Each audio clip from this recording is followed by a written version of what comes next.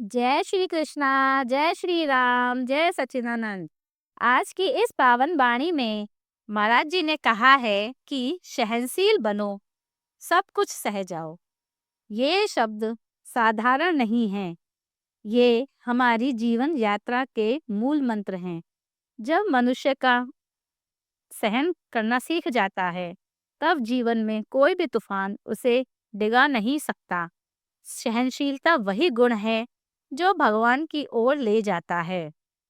सहनशीलता का मतलब कमजोरी नहीं, बल्कि आंतरिक शक्ति है। जिसके अंदर सहनशीलता होती है, उसके पास संयम और विवेक होता है। वो हर बात का उत्तर क्रोध से नहीं, प्रेम और मौन से देता है। जैसे एक पेड़ को देखिए, उस पर कोई पत्थर मारे, फिर भी वह हमें फल देता है। ये है सच्ची सहनशीलता। इसी तरह मनुष्य को भी ऐसे बनना चाहिए।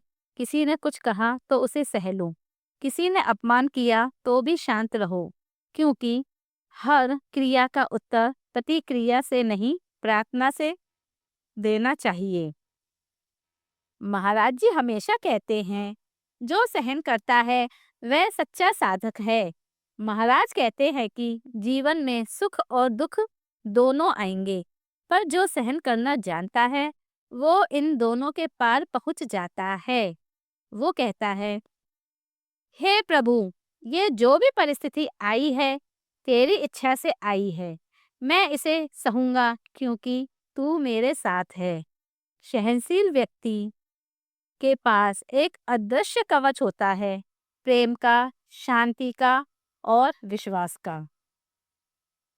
इसे हम एक कहानी के रूप में बताते हैं। एक बार गांधी जी ट्रेन से जा रहे थे। किसी ने उनके चेहरे पर राख फेंक दी।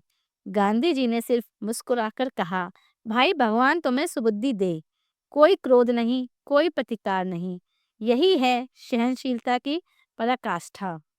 इसी प्रकार जब मीरा को विष का प्याला दिया गया तो उन्होंने कहा, अगर श्याम ने चाहा तो ये अमृत बनेगा।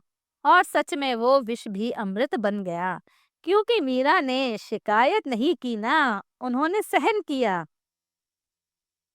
जब जीवन में कोई अपमान करे, बुरा बोले, तो तुरंत सोचो, क्या मैं इस क्षण में भगवान को याद कर सकती हूँ?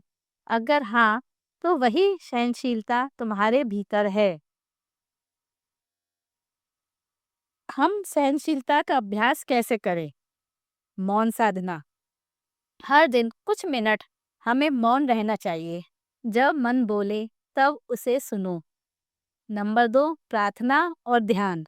हे प्रभु, मुझे सहने की शक्ति दें। ये छोटी सी प्रार्थना हर सुबह करना। नंबर 3, कर्म का ज्ञान। जो कुछ भी हमारे साथ हो रहा है वो हमारे पिछले कर्मों का फल है। जब ये समझ आ जाए तो शिकायतें बंद हो जाती हैं। नंबर 4, प्रेम से देखो। जो व्यक्ति तुम्हारे प्रति कठोर है वो भी तुम्हें भगवान के करीब लाने का साधन है।